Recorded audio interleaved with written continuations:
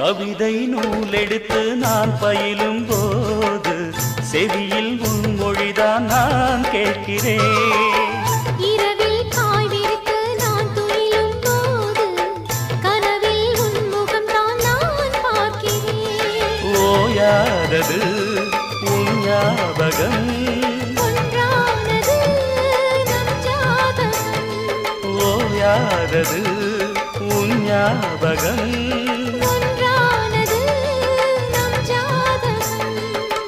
உன்னை தோட நெஞ்சுக்குள்ள ஒரு தென்றல் பிறப்பதென்ன, உச்சி முதல் அங்கமெங்கும் ஒரு மின்னல் அடிப்பதென்ன.